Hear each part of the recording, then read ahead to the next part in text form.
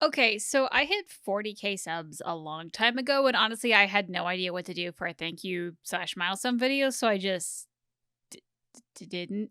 But I've gotten a lot of requests for a process video and a guide on like how I do what I do. So here we are.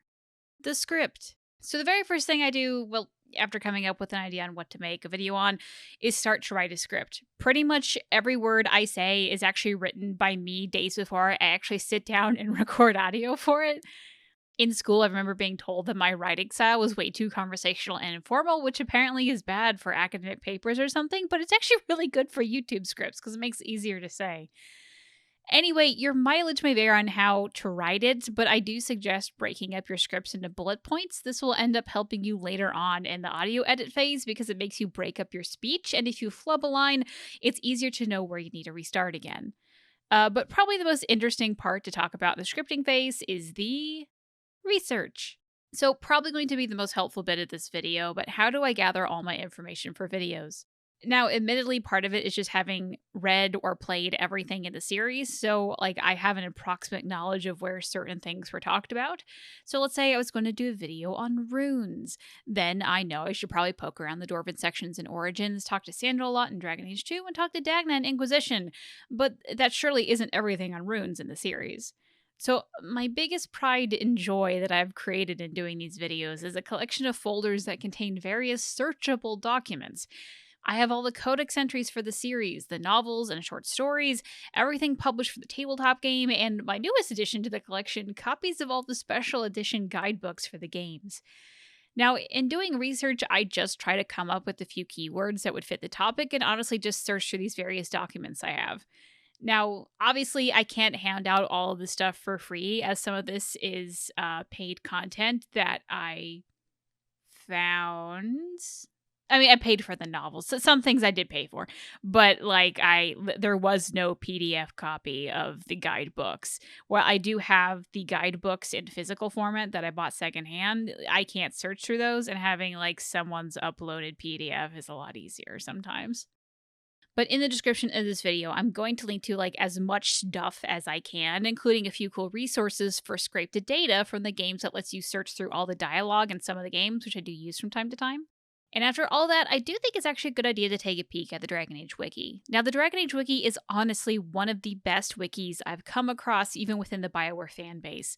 I have no idea on how wikis work, but shout out to everyone who runs and builds that website. There is a lot of dedicated work that has gone into building and maintaining those, and it's honestly amazing. It's only rarely that I've come across wrong information or something that just isn't complete. So, as of writing this video, the Dragon Age series is extremely accessible. So much of it is still available today, with the most notable exception being The Last Court, which is a browser game that sadly died last year. But even then, almost all of it has been archived. Also, the theme park ride, but that's like not worth mentioning. um, Pretty much everything else has been saved in some format, and I know a lot of dedicated fans with archives of what is out there. So if something gets lost, I know of at least a handful of people, including myself, that have a copy of some Dragon Age thing ready to go. So if you can't find anything and you think it's 100% lost, I guarantee you it is not. Minus like the last court and like a couple things, but even that's pretty much saved. Audio. So for capturing audio, this is the mic I use. It's a pretty hardcore mic, to be honest, but it has cut down so much on background noise that I would totally buy it again in a heartbeat. For the actual program, I just record directly into my video editing software, Adobe Premiere. Now, I have used GarageBand in the past, which is okay. I have also tried to use Audacity, but I just hate Audacity for some reason. The UI I hate. I don't know. I'm the weird one. I understand. There was also this one time that I needed to record something in a pinch and I used OBS. It works, I guess. But recording right on Adobe just works best for me, and your video editing software of choice might be best for you too. So just something to think about if you're looking for programs. You might think that recording audio is pretty straightforward, but there is actually a lot of thought that goes into getting a good recording. Go and take a plunge into the lives of voice actors, and you start to see the depth of taking care of your voice and limiting gross mouth sounds that ruin takes. For example, hours before I go record audio, I'm making sure I'm not eating or drinking anything super sugary or that will make my mouth too dry or wet. There is like this sweet spot for reducing bubbles in your mouth I can pick up on the mic. And then also how you sit or stand affects how you sound. So, like, how close are you to your mic right now? And then there's like the whole like P for popping, which I'm really bad at. And like I say, I honestly try to do all these things I'm talking about, but I'm really not great at it. Like, some things pick up anyway. Another thing to think about is, what are your hands doing when you record? I actually talk with my hands quite a lot. And there have been a lot of times I have hit the mic or something else on my desk, and I just needed to redo the whole take, which kind of sucked. And then what about the room about you? I used to have a seasonal buzz to my content because I had 4 different AC units right outside of my apartment. And I started to make audio recordings in the middle of the night when it was cooler and they weren't on, or doing bulk codex entry recordings in the fall and winter that would honestly last me through the spring and summer. And then what about pets and house members? Right now I have to keep in mind where my dog and baby is just so they don't pick up on the recording. So, in short, there is a lot more to recording audio than just sitting down in front of a mic, and even more than just getting a good mic. You can get a decent mic for pretty cheap and get away with it if you just have a very quiet room and can give a good performance. Video editing. All right, so I mean, I got into video editing because my husband does it professionally. He taught me how to use the basics and let me loose on Adobe, and that's about it. Now, that being said, I've been told my workflow is a giant mess, um, and I hesitate to teach you all how to do it because I know I'm doing things wrong.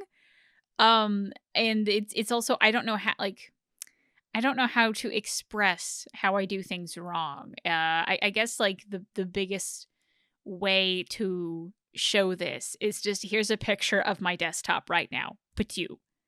And this is how I keep all my files. Like, you guys say I'm really organized, but this is the reality. I keep everything on my desktop until I can't anymore. Like, look, there's overlapping icons. There's so much shit on here. That's just who I am. This is the reality behind here. I'm not organized. I'm only organized into very few select things. And that's about it. Now, there are free and cheaper programs than Adobe, so unless you're like me and just had access to it, I'm not sure I would recommend it. I mean, it's a very powerful program and you can do a ton with it, but I honestly hate that it's a subscription and that it costs a ton of money every year. But sadly, as I have never used any other video editing software, I just cannot give you a good recommendation for what to edit on because I've literally never edited on anything else. As far as the editing goes, I have an artistic background, so I make all of the video assets myself. Here are the fonts that I like to use, for the most part, that I just had on my computer for some reason or another. The only other thing that I think people would ask about is the background footage and the music. All of the music I use is from the Dragon Age games, and linked below is an archive of scraped music from Dragon Age Inquisition. And then for the longest time, I just used the Dragon Age Origins and Dragon Age 2 soundtrack that I got off of iTunes. And like, I used that for years before I found a YouTube channel that uploaded all of the music from Dragon Age 2. And then a friend gifted me all of the music scraped from Dragon Age Origins. Now, that YouTube channel has actually since been deleted, and for reasons I'm not going to re-upload the entire Dragon Age Origins musical archive because that might be illegal. But if you deep dive into modding and fan creation circles, you will probably find someone that has what you need. Another tool I use all the time for videos is the free cam mod. Admittedly, this is kind of a bit wonky now. I've never actually found a way to float around Dragon Age 2 levels, and while it is possible to do so in Origins, the way to do it is to gather all the level data from the Dragon Age Origins mod maker and then load it up in some software that I just don't have. So you're basically recreating the level in another program. So while it's possible to get free-flying footage of Origin levels, it's just way too many steps for me to be fucked, to be quite honest. So I've never actually done it. But all of my background footage is from Dragon Age Inquisition that I've taken with the free cam mod.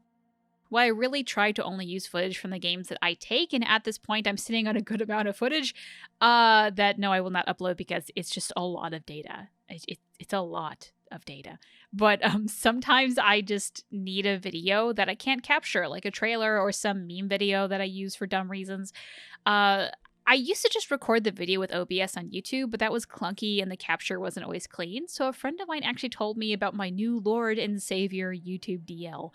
Now, if you're not tech savvy, it can be hard to set up because it runs on Python, but once you get it working, it's just so easy to rip any video off of YouTube.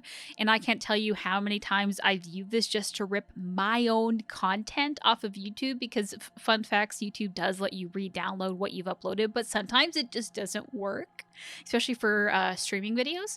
So I used to use this all the time when I was doing like highlights of the stream archives that will never probably come back because I just don't have time to do that anymore.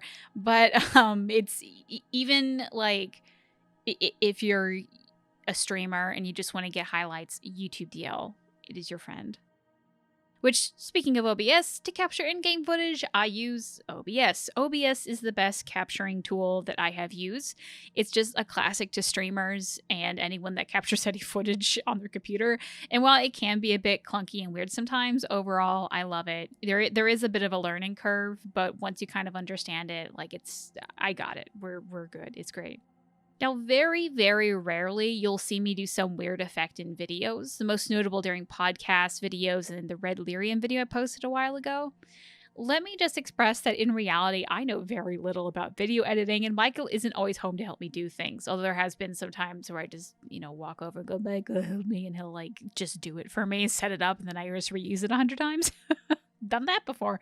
But don't be afraid to YouTube how to do things. I use YouTube a lot in learning new effects or when something just isn't working right after an update. Never be scared to Google your problems, kids. Now, after that, the only other tip I can think of video editing is just to remember that rendering the video into the final product that you upload to YouTube just takes a long time. Now, while it actually depends on your computer heavily, if I have a video with almost no complicated effects, 1 minute of video takes about 2 minutes of render time. Now, in the case of podcast videos, which does have a complicated effect, 1 minute of video takes 8 minutes of render time. Now, while that might not seem like a lot, that means for one podcast video, which is about an hour, that is 8 hours I cannot use my computer. Well, for me, that just means I put one on before bed. If you have a computer in your bedroom, that can cause a lot of issues if you don't like the light. Or sometimes mistakes happen in rendering and you lose a day of work because you need to re-render now, and that has happened a lot of times. You really need to budget in oopsie time when you can, or else you start to get behind on work very quickly, and even then, things happen. And with that is my basic process for creating a video start to finish, along with all the resources I can throw at you. Now, if there is a specific question you have on how I do something or where to find something, always feel free to ask. I might not always get to you, but I will try. I just want more people to do Dragon Age videos on YouTube, and I do want to help you guys any way I am able. And with that, Dara Sharal.